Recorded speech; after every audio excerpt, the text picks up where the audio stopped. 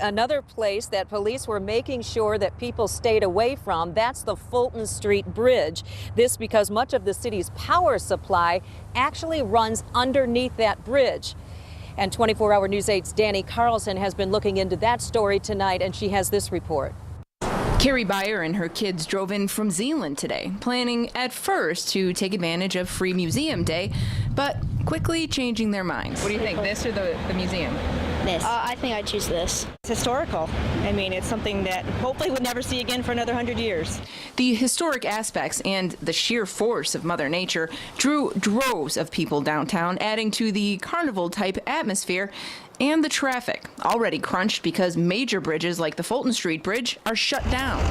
The Fulton Street Bridge was one officials from the city and consumers were keeping an eye on all day, since 4 major power cables that supply electricity to much of downtown except for the hospitals, run underneath that bridge. Because those lines are always energized, you're talking, 4 times 46,000 volts. It's a lot of electricity.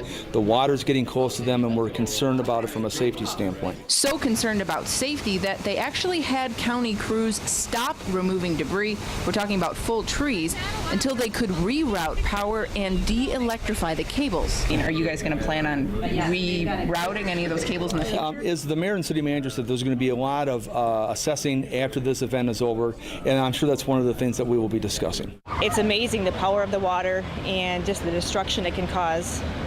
So it's, Mother Nature in its finest and at its worst. Now, the other bridge that officials are keeping a close eye on right now is this one, the video up on your screen, the CSX Railroad Bridge.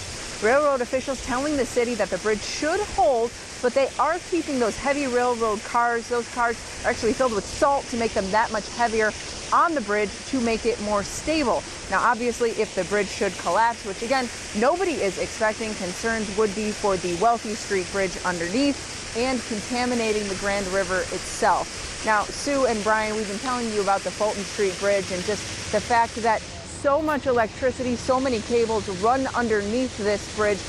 Part of the reason that it actually took a little bit longer to de-energize the cables that are going underneath this bridge is because consumers said that they wanted to make sure that they didn't shut down all the lights and all the electricity in downtown. So initially they said that they were going to try to de-electrify the cables at about 3 o'clock today. It actually ended up taking them an extra 6 or 7 hours to fully accomplish that, saying that they did run into a few roadblocks as they were trying to make sure that, again, the power stayed on.